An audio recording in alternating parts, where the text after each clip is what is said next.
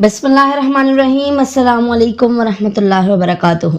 Welcome to PSX with Zainab. Myself Zainab Afridi. उम्मीद है आप सब खैरियत से होंगे। आज की वीडियो बहुत ज़्यादा इंटरेस्टिंग होने वाली है क्योंकि आज की वीडियो में हम बात करने जा रहे हैं कुछ ऐसे स्टॉक्स के बारे में जिसके बारे में आप लोगों ने मुझसे कमेंट सेक्शन में पूछा था। मैं काफ़ी दिनों से कोशिश कर रही थी कि इसका रिस्पांस आप लोगों को दे सकूं, लेकिन अगर मैं मैसेज का रिप्लाई करती आप लोगों को तो शायद आपको उस तरह समझ में नहीं आता। इसलिए आई प्रेफर्ड कि मैं वीकेंड पर इस पर एक वीडियो बनाऊं और आप लोगों को समझाऊं कि आप लोगों ने जहां पर एंट्री ली हुई है अब आगे उसका क्या किया जा सकता है। तो वीडियो को एंड तक लाजमी देखिएगा। एंड एज यूजुअल काफ़ी लोग चैनल को विदाउट सब्सक्राइब किए हुए वीडियो देख रहे हैं, तो सब्सक्राइब लाजमी कीजिएगा। वीडियो पसंद आए तो वीडियो को लाइक कीजिएगा। इन कमेंट सेक्शंस में अपनी राय का इजहार भी कीजिएगा। तो चलते हैं वीडियो की तरफ। बात करते हैं हमारे आज के सबसे पहले कमेंट के बारे में, जो है मिस्टर मोहम्मद नदीम की तरफ से। इन्होंने पूछा है कि sister I bought Fecto in 131.83, kindly advise me. तो फैक्टो सीमेंट आपके सामने है, आप इसका चार्ट देख सकते हैं। अगर आप थोड़ा सा फंडामेंटल साइड पे आते हैं तो देखें सीमेंट सेक्टर में there are many more good options. ये भी कोई बुरा स्टॉक नहीं है, काफ़ी अच्छा स्टॉक है, काफ़ी अच्छा परफॉर्म करता है। लेकिन देखिए कोई भी स्टॉक अच्छा बुरा नहीं होता, पहली चीज़ तो अपने माइंड से ये निकाल दें। काफ़ी लोग करते हैं डिफ्रेंशिएट पेनी स्टॉक, ये वो, ये अच्छा है, ये अच्छा नहीं है। देखिए हर इंसान के लिए वो स्टॉक अच्छा हो जाता है, हर ट्रेडर के लिए वो स्टॉक अच्छा हो जाता है जिसमें उसको फ़ायदा होता है, और वो बुरा हो जाता है जिसमें उसको नुकसान होता है। This is human nature. Stock सारे अच्छे होते हैं, आपने उसको किस लेवल पर बाय किया है उसकी बेसिस पर आप कहते हैं कि हाँ ये अच्छा है और ये बुरा है। अब इन भाई ने लिया हुआ है फैक्टो सीमेंट 131.83 पर, ये पर्पल कलर की लाइन है। अच्छा, फर्स्ट ऑफ ऑल ये बात सब माइंड में डाल दें, I am not any one two जज एनी वन कि किसने किस जगह पर बाई किया है, कैसे किया है, क्यों किया है। मैं सिर्फ अपने पॉइंट ऑफ व्यू से आपको पिक्चर बताऊंगी कि इस वक्त चार्ट पर क्या सिचुएशन बनी हुई है। डिस्क्लेमर हर वीडियो के स्टार्ट में भी मेंशन होता है और डिस्क्रिप्शन में भी मेंशन होता है कि मैं सिर्फ एजुकेशनल पर्पस के लिए काम कर रही हूँ। आपके किसी भी किस्म के फ़ायदे या नुकसान से मेरा कोई ताल्लुक नहीं है। अगर आपको मेरा काम समझ में आता है तो आप फॉलो करें, अगर नहीं आता है इट्स टोटली योर चॉइस। वापस आते हैं फैक्टो की तरफ। अब देखिए इन भाई ने जहाँ पर बाई किया हुआ है, this was totally a very wrong decision. अगर इस जगह पर इन्होंने इसको बाई किया है, अगर इस केस में इन्होंने बाई किया है तो बहुत गलत डिसीजन था। अगर प्रीवियसली यहाँ पर बाई किया है, इस एरिया में बाई किया या इधर, तो वो डिसीजन अच्छा था। सिचुएशन के ऊपर है कि इस वक्त वो स्टॉक की सिचुएशन में है। इधर अगर बाई किया था तो वो डिसीजन ठीक था इस लेवल पर, क्योंकि यहाँ से उसने अच्छा परफॉर्म करना था, नॉट बिकॉज कि अब वो ऊपर जा चुका है मुझे नजर आ रहा है। ओवरऑल चार्ट को देखें तो यहाँ पर उसने एक स्ट्रॉन्ग रेजिस्टेंस को ब्रेक किया था, डबल टॉप को ब्रेक किया था, तो यहाँ पर बाई करना वाज अ गुड डिसीजन। लेकिन अगर तो इन्होंने वहां बाई किया था तो फिर सवाल कि इसको फिर प्रॉफिट टेकिंग क्यों नहीं की। तो मुझे ऐसा अंदाजा है कि इन्होंने शायद इसी जोन में कहीं पर इसको बाई किया है, इसी जगह पे इसको बाई किया है। ये जो रेड वाली कैंडल्स बन रही हैं, मुझे ऐसा लगता है अब इन्होंने इतना इन डिटेल नहीं बताया है, तो यहाँ पर इसे बाय करना वो टोटली अ रॉन्ग डिसीजन। और इससे यही जाहिर होता है कि आपको लैक ऑफ नॉलेज है, आपको चार्ट रीडिंग नहीं आती, आपको टेक्निकल्स का कुछ भी नहीं पता, या तो आप लोग जो है वो किसी भी ये जो एक्स्ट्रा ग्रुप्स होते हैं जो किसी को कहीं पे कुछ भी बाय करवा देते हैं। ठीक है, I am not against groups, मैं खुद भी ग्रुप रन करती हूँ, लेकिन रीजनिंग होनी चाहिए। अगर कोई आपको कह रहा है कि ये चीज़ बाय कर लो, इस जगह पर कर लो, तो आप उसे पूछें कि इसके पीछे क्या रीज़न है। अगर वो आपको कोई वैलिड रीज़न देता है तो आप वर्किंग करें, अगर कोई वैलिड रीज़न नहीं है तो किसी की बात आप ऐसे ही कैसे सुन सकते हैं। लेकिन अब जो हुआ वो हुआ। अब बात करते हैं कि इन्होंने यहाँ पर इसको बाय किया हुआ है, अब ये क्या कर सकते हैं। देखिए पहली चीज़ तो ये आपकी बाइंग थोड़ी नहीं बल्कि थोड़ी ज़्यादा ही ऊपर है। इसका फैक्टो का जो मेन बाइंग एरिया या एक्यूमुलेशन जोन आप कह सकते हैं वो करंट लेवल है, जहाँ पर ये भी मूव कर रहा है। इस जगह पर इसे फिर भी बाय किया जा सकता है, वो भी कंफर्मेशन पर, अपनी वर्किंग के ऊपर। ये इसका एक्यूमुलेशन जोन है, यहाँ पर इसमें ये पैटर्न भी अभी बन रहा है ट्राइंगल का। इसकी ये ट्रेंड लाइन अगर आप ब्लैक वाली देखें तो बहुत स्ट्रांग है।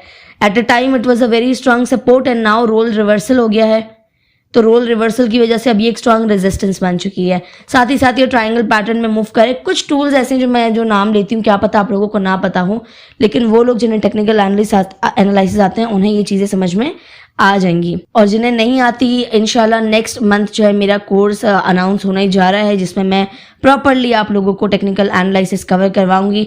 अगर आप लोग उसकी मजीद डिटेल्स लेना चाहते हैं तो मेरे व्हाट्सएप नंबर पर व्हाट्सएप कर सकते हैं। चार्जेस बिल्कुल भी ज़्यादा नहीं है, and I try my best to make it easy for people to learn. यहाँ पर ये पैटर्न बना हुआ है। इस पैटर्न का मकसद ये है कि अब आगे फैक्टर सीमेंट क्या कर सकता है, जो कि मुझे लगता है भी आपको परेशान होने की ज़रूरत नहीं है। आपने हाई बाय कर लिया है, गलतियां सबसे होती हैं, इन गलतियों से सीखना होता है। हमें सही वक्त पर सही फैसला करना बेहतर ऑप्शन होता है। अब फैक्टर जो है अपनी सपोर्ट लेवल से सपोर्ट ले चुका है। अब ये हो सकता है ऊपर जाए, या तो यहाँ से रेजिस्ट होगा और वापस नीचे वाली ट्रेंड लाइन की तरफ आएगा, या फिर अगर मार्केट पॉजिटिव रही इंशाल्लाह ईद के बाद और क्रूड ऑयल नेगेटिव हुआ तो उसके बाद सीमेंट सेक्टर परफॉर्म करेगा, एक अच्छी रैली देगा। तो उस रैली में ये यहाँ से ब्रेकआउट दे सकता है। ब्रेकआउट देने के बाद रीटेस्ट करके आपको ये टारगेट अचीव करेगा और टारगेट एग्जैक्ट आपकी बाइंग प्राइस है। ये बस एक चीज़ इस वक्त थोड़ी सी गलत है कि जो टारगेट है वो एग्जैक्ट आपकी बाइंग प्राइस है। तो जब ये अब आप आई डोंट नो कि एवरेज इसको कर सकते हैं या नहीं कर सकते हैं, इस बारे में मैं इसलिए नहीं बोलूँगी बिकॉज मुझे नहीं आपके पोर्टफोलियो का अंदाज़ा, लेकिन मैं आपको ये गाइड कर सकती हूँ कि आपने अगर इसको अब ले ही लिया है तो अब आपको इसको सेल ना करें। इस जगह पर इसको सेल करना थोड़ी सी बेवकूफ़ी होगी, क्योंकि अब ये बाइंग वाले जोन में है। तो यहाँ पर बेचना नुकसान में थोड़ा सा गलत डिसीजन है। अब आपको थोड़ा सा इंतज़ार करना होगा कि सीमेंट सेक्टर जब रैली बनाएगी इंशाल्लाह। मुझे जुलाई बहुत अच्छा लग रहा है सीमेंट के लिए। जुलाई में सीमेंट सेक्टर आपको एक अच्छी रैली दे सकती है, तो फिर ये अपना बाइंग प्राइस से जो है वो ऊपर आ जाएगा। जब बाइंग प्राइस से ज़रा भी ऊपर आए, इस जोन में आ जाए, जहाँ भी आ जाए, आप थोड़ी बहुत प्रॉफिट टेकिंग करें और निकल जाएं इसमें से। यही बेहतरीन तरीका है इस वक्त। अच्छा, ये बात याद रखिएगा कि जब इस ट्रेंड लाइन से ये चार्ट आप अपने पास जो है बना लें अपने चार्ट पर, और ये ट्रेंड लाइन सेव कर लें कि जब इसके ऊपर ब्रेकआउट आए तो साथ ही साथ नीचे वॉल्यूम्स का आना भी ज़रूरी है। जिस तरह यहाँ पर वॉल्यूम्स आए हैं ना, इसी तरह जब इस ट्रेंड लाइन के ऊपर क्लोजिंग आई थी तो बड़े ज़बरदस्त वॉल्यूम आए थे फैक्टो में।